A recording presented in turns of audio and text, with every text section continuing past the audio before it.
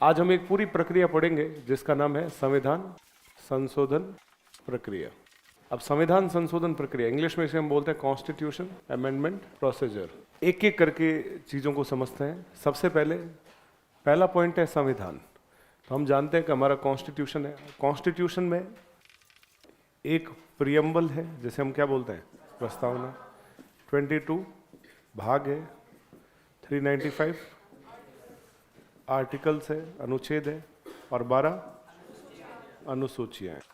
तो इसे तो हम बोलते हैं संविधान। अगला शब्द है संशोधन, और इसे हम बोलते हैं, अंग्रेजी में बोलते हैं अमेंडमेंट, और हिंदी में बोलते हैं परिवर्तन।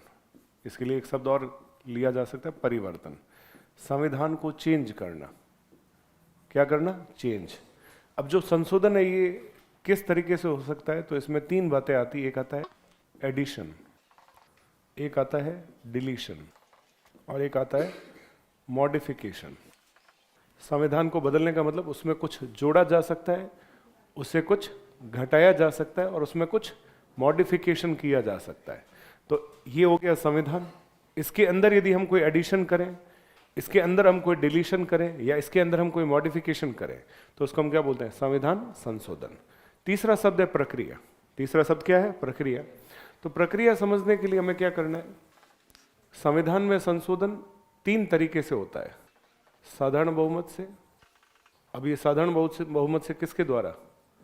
संसद द्वारा, पार्लियामेंट द्वारा। दूसरा स्पेशल मेजॉरिटी से, तो इसको बोलते हैं विशेष बहुमत द्वारा। विशेष बहुमत से, ये भी किसके द्वारा? संसद द्वारा। और तीसरा विशेष बहुमत प्लस कम से कम आधे राज्यों के विधानमंडल का समर्थन। तो विशेष बहुमत तो कहां पे होगा?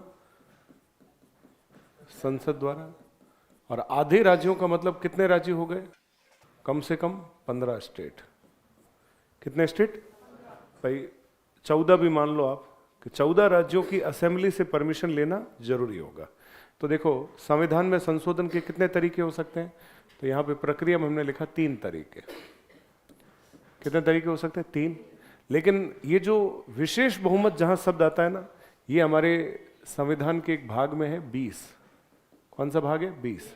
और इसमें आर्टिकल है 368। कौन सा आर्टिकल है? 368। तो कोई भी पूछे संविधान को बदलने के कितने तरीके? 3। लेकिन कोई पूछे आर्टिकल 368 में कितने तरीके हैं? 2। वो 2 तरीके क्या है? विशेष बहुमत, जैसे लिखा ना प्रोसीजर में विशेष बहुमत, इसका मतलब आर्टिकल 368 में ये पहला वाला तरीका नहीं है। कौन सा वाला?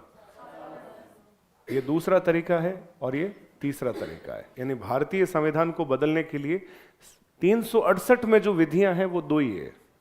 लेकिन वैसे कितनी विधियां होती है? 3। इसको हम तरीके भी कह सकते हैं, मेथड भी कह सकते हैं। क्लियर है? तो इस पूरे प्रोसीजर को हम बोलते हैं संविधान संशोधन प्रक्रिया।